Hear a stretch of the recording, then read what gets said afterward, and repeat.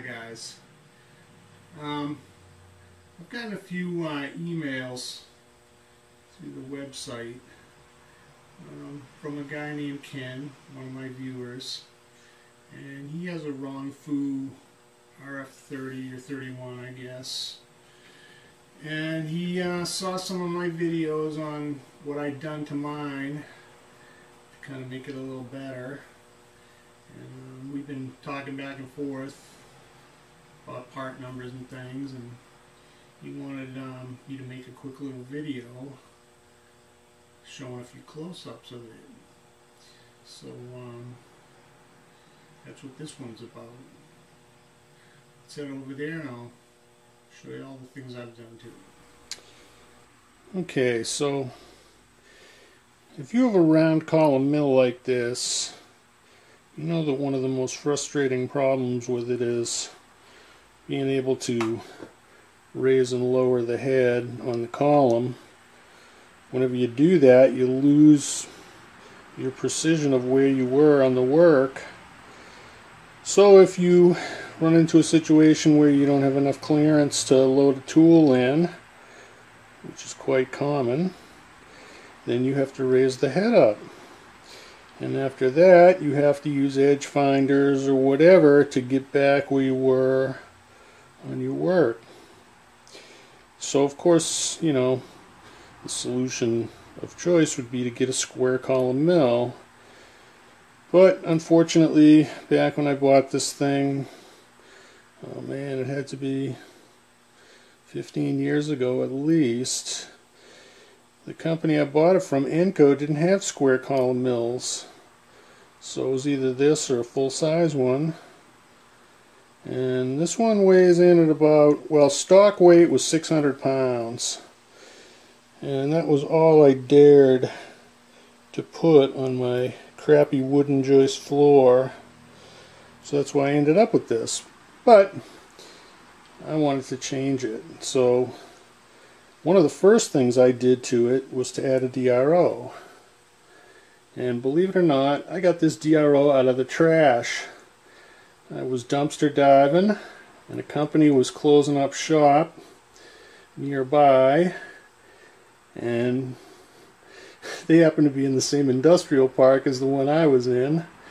And one night we were picking through there, so they threw away a lot of aluminum scrap too, and I pulled that thing out of the trash, along with two pretty nice scales. Actually, it was three scales that I got with it. These are Heidenheim glass scales. You know, obviously it's the X and the Y is over here.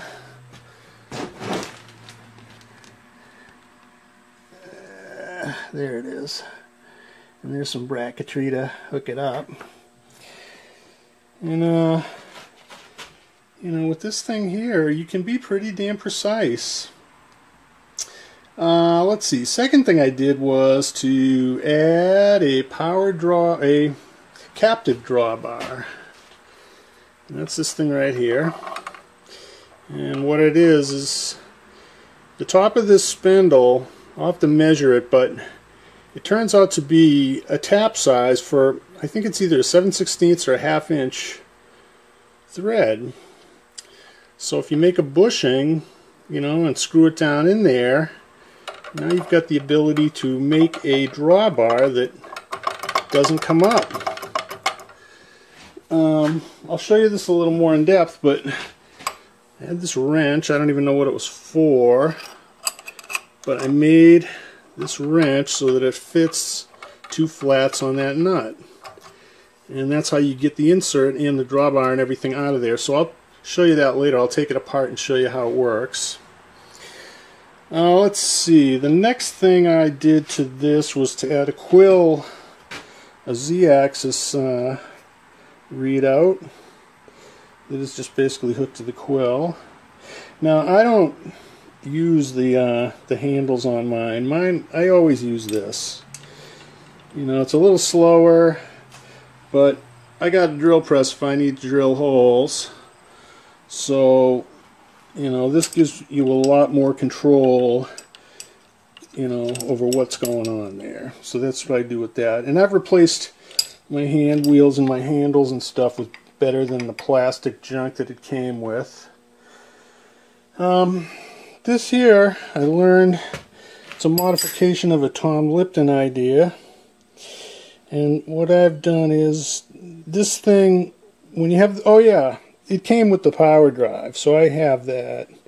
But what normally goes in here is like a plastic peg, and comes along and hits the switch, and that's the limit stop for the power feed. So what I've done is I've made some knobs that allow me to attach some 1, 2, 3 blocks. Now these act as stops, you know, if I want to use that feature. But the other really cool thing it does is if you turn like this, tighten up the knob, now you've got a fence that's square to the machine, and it's real convenient for setting things up. So I saw a video where Tom pressed one of these against the face of his mill, and I think he actually made the comment that he should mount his there too at the time, but I can't remember. But anyways, it gave me the idea to do this, and it's kind of nice having those there. Okay, so the next mod I did was to add a 3-phase motor with a VFD, and I'm going to try to show you this here.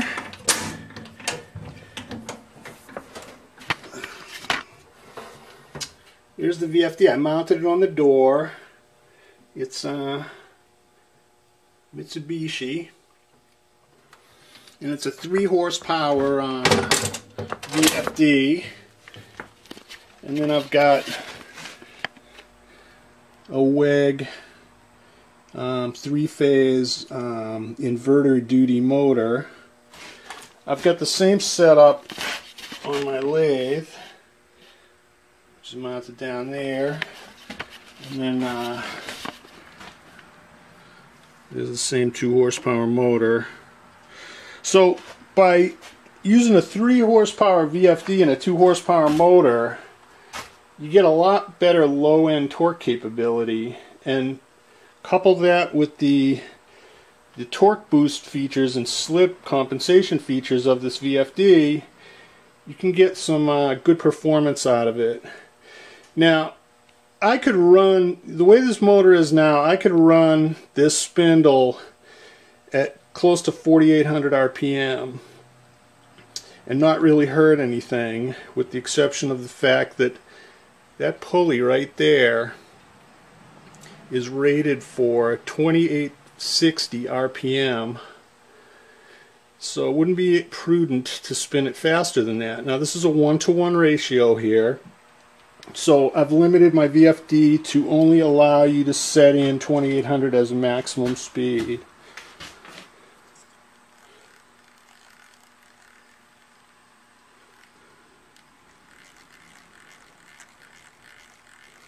As high as it goes. And on the low end, it's like 21 RPM. So I'll show you some features of the VFD and how that compensates for increased load. The big change I've made to this is to put this Thompson rail on here with the linear bearing. And I took off the old belt guard, which was plastic crap, and I made a plate, basically, you know, outlines the same thing that what they had, and that allowed me to rigidly mount this linear bearing here. Okay, and this here I just, you know, I had it, it was left over from the other thing. I just use it for added rigidity. What I've done is just basically like put it in that unused slot now that I don't have the idler pulley on there. So just add some rigidity to it. I've found that this rail adds some significant rigidity to this thing. What I usually do is, if I'm not doing anything too insane, I have this bolt set to drag, so it's, you know, it's not tight, but, you know, I can move it up and down. And this bolt is the bolt I use to lock it up. And that's fine for most operations. If I'm doing something crazy, you know, with a lot of side force on it, I'll tighten that one too. Now in doing this mod, you can see right here I've screwed the lifting rack to the column, because the cap usually holds that on there when it's swiveling, but I don't want it to swivel, and I want to get the maximum I can out of this. So what I've done is I've screwed that there, and down here it's still sitting in the original little cup there, but I've got you know, this thing on here. And the reason that the slot's a little bigger is because in order to align this rod so that the head goes up and down vertically, you gotta tap this thing back and forth, you know, and get it so that the rod is vertical and perfectly parallel to the column.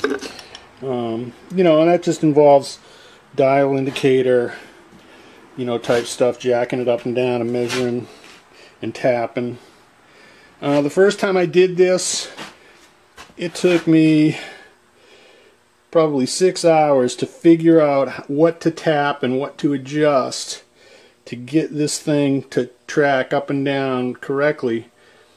The second time I did it, when I did this belt modification, it was like a 5-minute job, and I had completely disassembled it to do that mod.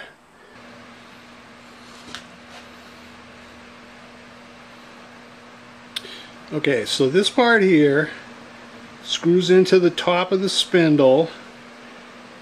There's a bearing race, a Torrington bearing, another bearing race, then a 3/4 inch thing that I made, and it's pinned through the shaft. You gotta use a solid pin here. You can't use a roll pin because it'll shear off. There's a lot of force on this thing. Okay. And what prevents this from moving down is this little bump right here.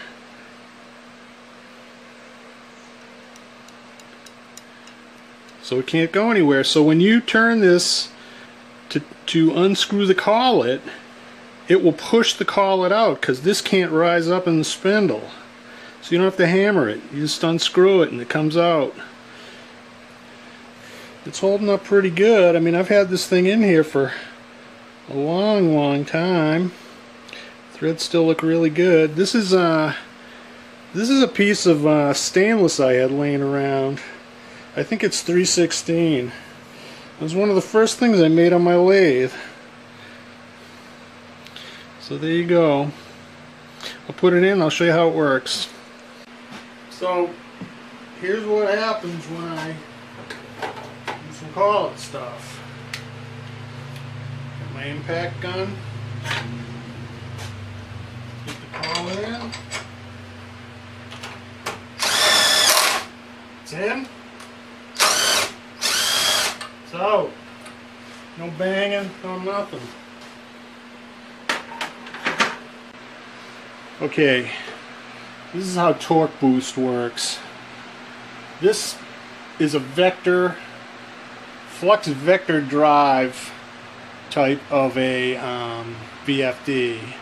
So it has the ability to determine the RPM of the motor based on the slip and the number of poles and the current and all this other stuff. Goes into this big huge calculation, and they try to figure out what's going on. So in reality, what's happening here is I've got this set to 21 RPM. Okay, so if I turn the thing on, it's telling me that to overcome the friction and everything else that's in here at this low speed, it's having to run what it thinks is 45 RPM. So if I add a load to this, and I'm doing this at slow speed for a reason, if I add a load to this thing, what it's going to do is it's going to say, hey, I've got excessive slip in the motor. Increase the current and the frequency to the motor to compensate for that. So watch this frequency display. It's really, I mean, it's related to the frequency, but I've got it calibrated in RPM. So it's really 21 RPM. That's what the drive has to put into the motor to make it spin at 21 RPM. Now if I add a load to this, watch what happens. First, I'll do it again. First the motor will slow down, and then it will determine that there's slip in the system, and watch this display. It will start adding frequency to it to get it to speed up again. Okay? Now, you can also look at current with this thing. Right now it's putting 2.5 amps into the motor. If I put a load on it, you can see it jacks the current way up to keep the thing spinning at the right speed. Now, at this low speed, it's only putting 9.5 volts across the motor at 2.5 amps. But if I add, watch what it does to the voltage. So, that's just briefly how flux vector control works in a practical sense. You know, if you get these manuals and stuff, and you look at all the parameters. I mean, the manual for this VFD is 375 pages long, and it goes through all this stuff. You know, half of it isn't even relevant because of the way we're using them in machine tools, so you can chop that right out of there. And then it goes on and on and on about how it calculates all these parameters and stuff like that. I mean, you do have to understand what they're talking about to get it to basically run the motor. But to fine-tune it, basically I sat here and I played with the slip parameters and the torque boost parameters in the real world, doing just what I did there and looking at the response and saying, oh, I got to back this parameter down, I got to back this parameter up. One other thing I've done to this mill here is to give it power feed. And you raise and lower the head. Now the head is loose. And it's loose in the vertical direction. It's not loose in the horizontal direction because of that bar. But I can now, am I in the way here?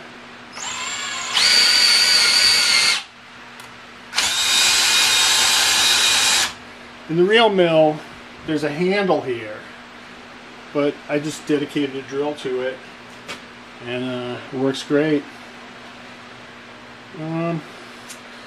So that's about it on the mill. If I had it to do over again, considering that this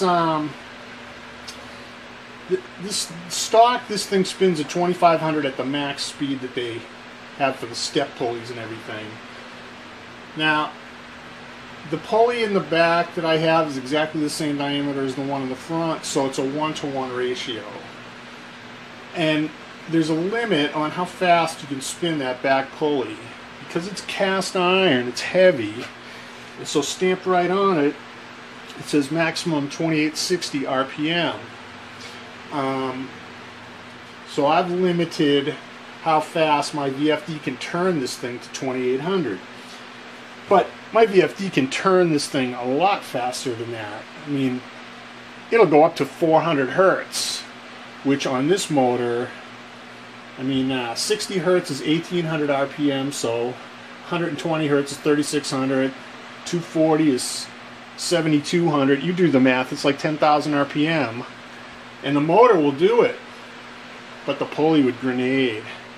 So if I had to do this over again, what I would do is I would find a smaller pulley for the back so that the belt cleared the column but was still as small as possible.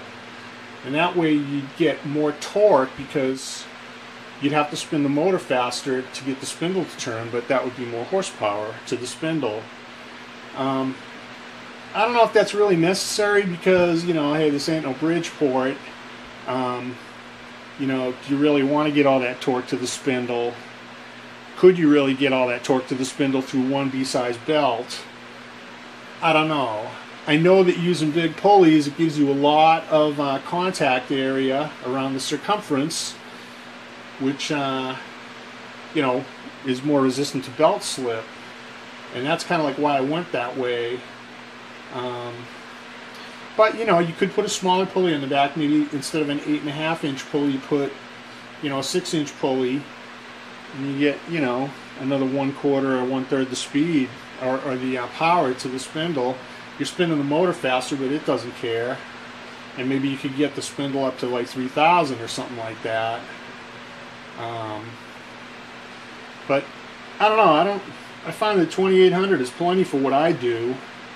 I mean, you know, if you're going to be, you know, driving a lot of 1/8 inch milling cutters or something, maybe you want, you know, 4,000 RPM on your spindle, but I don't do a lot of that stuff.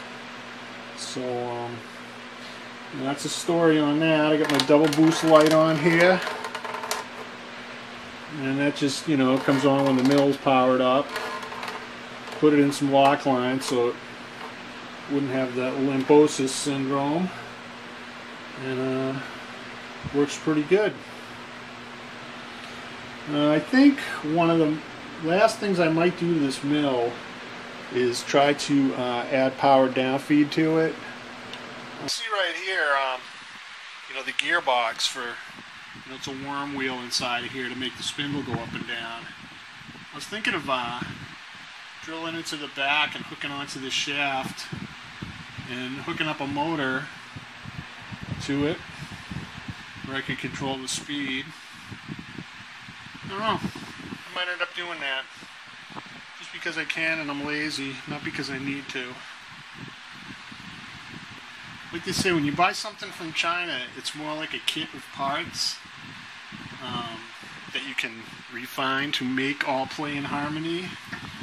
I gotta admit, when I got this mill, it wasn't that bad. I mean, I didn't have to do anything stupid like tram in the column or anything like that. It's plenty accurate that way. But you know, there are a lot of little plastic things that kind of stunk, and you know, I figured, hey, if I'm going to modify this thing, I might as well go all the way. So I've also been looking on Amazon for those, they call them angel eyes ring lights, and I found a 4-inch one that will fit right around that. So I may throw like an LED ring light on here too on the spindle, just for yucks. A lot of little projects. And winter's coming, and it's been cold. I'm going to have to start turning the heat on in the shop when I get out here. Alright, thanks for watching.